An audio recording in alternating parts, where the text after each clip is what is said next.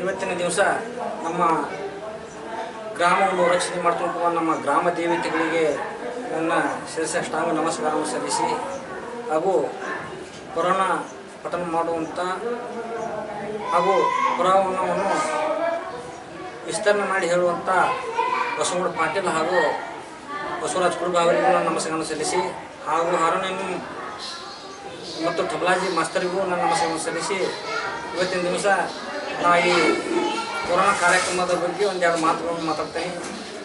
ಈ ಪುರಾಣ 9 ದಿವಸ ಅತಿ ವಿಜೃಂಭಣೆಯಿಂದ ನಡೆಯಿತು. ಈ ಪುರಾಣ ನಡೀಬೇಕಾದ್ರೆ ಎಲ್ಲ ನಮ್ಮ ಊರಿನ ಎಲ್ಲ ಭಕ್ತಾದಿಗಳಿಂದ ಒಂದು ಹುರುಪಿನಿಂದ ಈ ಪುರಾಣ ನಡೆಸಿಕೊಟ್ರು.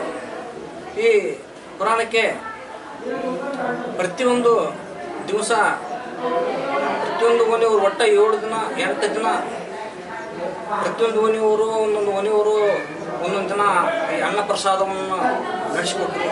ಆ ಸೇವೆಯಲ್ಲಿ ಅವರಷ್ಟರು ತೊಡಗಿದರು ಮತ್ತು ಇದಕ್ಕೆ ನಮ್ಮ ಈ ಪುರಾಣಕ್ಕೆ ಸಾಕಷ್ಟು ಸಹಕಾರವನ್ನು ನೀಡ್ಯಾರ. ನಮ್ಗೆ ಇಲ್ಲೇ ನಮ್ಮ ಈ ಗುಡಿಗೆ ನೀರಿನ ಭಾಳ ತೊಂದರೆ ಇತ್ತು. ಇಲ್ಲೇ ನಮ್ಮದು ಹಿರೇಕೆರೆ ಹತ್ರ ಒಂದು ಡ್ರಿಲ್ ಮಾಡಿದ್ದಿತ್ತು. ಅದಕ್ಕೆ ನಮ್ಮ ಸಂತೋಷ್ ಲಾಡ್ ಅವರು ಒಂದು ಅನುದಾನ ಕೊಟ್ಟರು. ಅದರಿಂದ ನಾವು ಇಲ್ಲಿ ಪೈಪ್ಲೈನ್ ಮಾಡಿ ನಮಗೆ ಇಲ್ಲಿ ಗುಡಿಗಿನ ನೀರು ಬರುವಂಗೆ ಅವ್ರು ಅನುದಾನದ ವ್ಯವಸ್ಥೆ ಮಾಡಿದರು. ಈಗ ನಮ್ಗೆ ಇಲ್ಲೇ ನೀರಿನ ತೊಂದರೆ ಏನು ಇದ್ದಂಗಾಯ್ತು.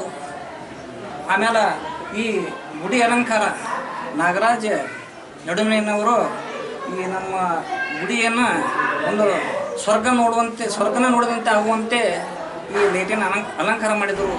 ಅವ್ರಿಗೂ ಕೂಡ ನನ್ನ ಅಭಿನಂದನೆಯನ್ನು ಸಲ್ಲಿಸ್ತೇನೆ.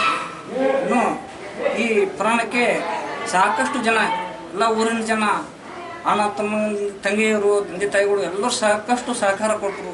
ಆ ಎಲ್ಲರ ಸಹಕಾರದಿಂದ ಈ ನಮ್ಮ ದೇವ ಪುರಾಣವನ್ನು ನಾವು ಒಳ್ಳೆಯ ರೀತಿಯಿಂದ ನಡೆಸ್ಕೊಂಡು ಬಂದ್ವಿ ಅಂತ ಹೇಳ್ತಾ ಮಾತು.